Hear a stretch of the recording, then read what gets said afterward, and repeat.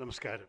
ബഹുമാനപ്പെട്ട നമ്മളെല്ലാവരും ആദരിക്കുന്ന ബഹുമാനിക്കുന്ന ശ്രീ അടൂർ ഗോപാലകൃഷ്ണൻജി, നമ്മുടെ അധ്യക്ഷനായ ഇത്ര നന്നായി നമ്മൾക്ക് വേണ്ടി സംസാരിച്ച professor doctor George Onakkoor, professor V N Murali, doctor Parvathi Devi, എന്നിട്ട് നമ്മൾ ഇന്നത്തെ താരം, നമ്മുടെ എഴുത്തുകാരൻ, കവി, നോവലിസ്റ്റ് ശ്രീ പ്രഭ വർമ്മ, ഇവിടെ ഇരിക്കുന്ന എല്ലാ അക്ഷരപ്രേമികളെ, സുഹൃത്തുക്കളെ, എല്ലാവർക്കും എൻ്റെ വിനീതമായ നമസ്കാരം.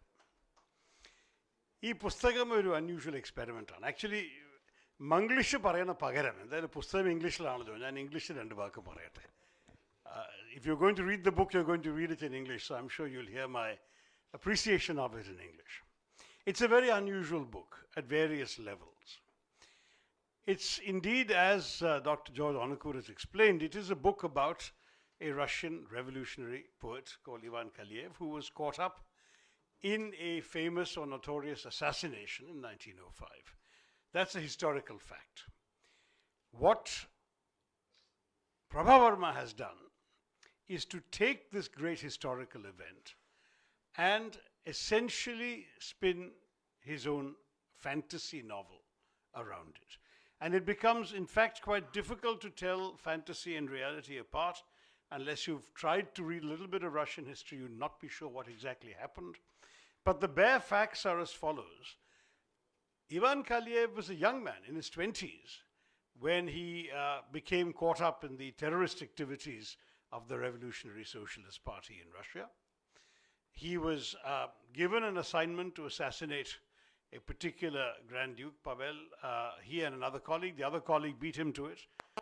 So that chap was assassinated, and Kaliev had not done his job. So then he was given a second task, and that was the assassination of the Grand Duke Sergei Alexandrovich, who is the uncle of the Tsar. But Chakravarti alla, Dr. Onukure, Chakravarti Ammaman.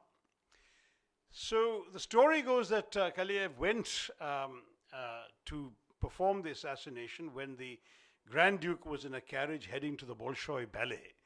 And indeed, just before he was about to throw the bomb, he saw not only the Grand Duke, but the Grand Duke's wife, Grand Duchess of Princess Elizabeth, and his two nephews, who were also in the carriage.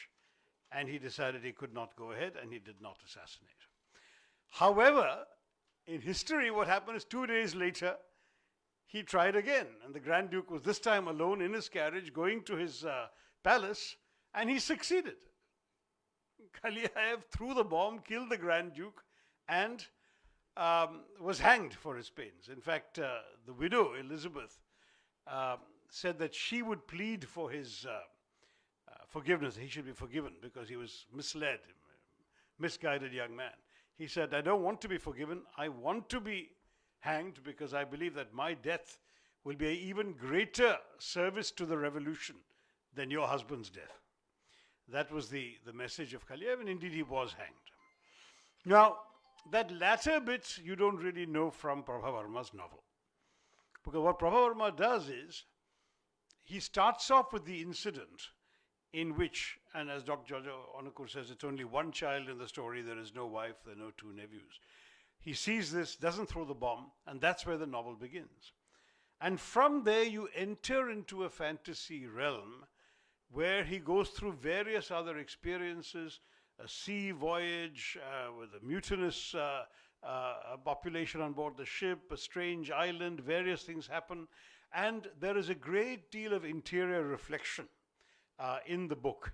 Interior reflection by the poet Kaliev, who was also the revolutionary, and the narrator, the novelist, is of course a poet himself, and as Dr. Onakur said, he uses his poetic talents, this time in English, to write poetry that could perhaps be imagined to be that of Kaliev. Kaliev, in fact, had not actually published any poetry at the time he was hanged.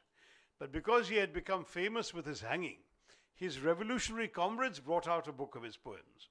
And it is said that some of his poems, without his name attached, became so popular they were even taught in school textbooks. But people didn't realize it was the poems of this fellow who'd been hanged. Eventually, today, I think it's fair to say that Kaliev has been forgotten as a poet. But his story has inspired two very interesting pieces of literature. One is the great Nobel Prize-winning French novelist Albert Camus wrote a play called Les Justes, the Just Ones. And in Les Justes, he also takes off from the failed assassination and creates a character of Kaliaev. And what Prabha Varma, I think, has done, he's very clearly read the Camus version as well as chosen not to be anchored too much in the real history. What Prabha Varma has done is to take off from there and create his own Kaliaev, give him his own experiences, emotions, thoughts, and perhaps his own poems. I don't know the actual poems of Kaliaev, so it's possible that the poems in the book are entirely Prabha Varma's imagination and poetry. They're entirely yours.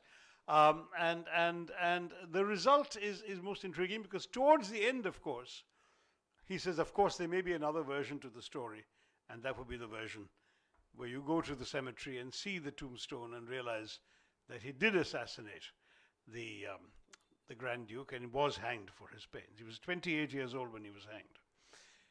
It's an extremely intriguing and brave experiment in both form and substance. And I must congratulate Prabha, who of course Prabha Varma has published 10 books of poetry already, various books of criticism, essays, reporting. He has already got a very detailed track record as a journalist, as a poet.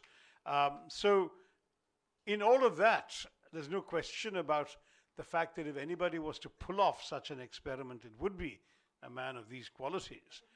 But Prabha Varma has chosen to do so not in the language in which he has become famous, in which he has won so many literary awards, including the Kerala Sahitya Academy Award at the young age of 37. It is instead in English that he has written this book. And that's an interesting experiment. I would love to hear from him when he speaks as to why he chose that medium, because the poet often thinks in images, thinks in emotions, and of course, there is a certain quality to poetry that very often is authentic to the language in which it is conceived, imagined, and expressed. Can that authenticity come across in quite the same way and to the same effect if you're writing in what is your second language? Some have pulled it off. O.V. Vijayan was equally comfortable writing in English as in Malayalam, and indeed drawing as well his cartoons, which is a medium without words. So it's entirely possible that this experiment will be seen as a success. On the other hand, the precise quality of Prabha Varma's poetic excellence in Malayalam may not necessarily be reflected in exactly the same way in English. And it'll be very interesting, those of you who are equally comfortable in both languages and have read him in Malayalam, for you to tell me whether you feel that there is a different style of Prabha Varma in English than there is in Malayalam. It's a very interesting book. It's a very short book, just over 110 pages, not at all difficult to read. It grips you. It has an interesting story to tell. Stories, because the fantasy experiences themselves involve various episodes and incidents. And at the same time, it flows very smoothly and easily. So in launching this book today and presenting it to our great and distinguished filmmaker, Adur Gopalakrishnan, who's more than a filmmaker, he is in many ways the custodian, I think, of modern culture in our city today. I'm very honored to have been invited to do that. Prabhaji had also invited me to launch it in Delhi. Unfortunately, in Parliament weekends, one is never there. So I'm happy to have been able to do the first launch of this new book in Thiruvananthapuram. And I just want to thank you all for listening to me patiently and wish you very pleasant and enjoyable reading. All the very best to you, Prabhaji. Namaskar.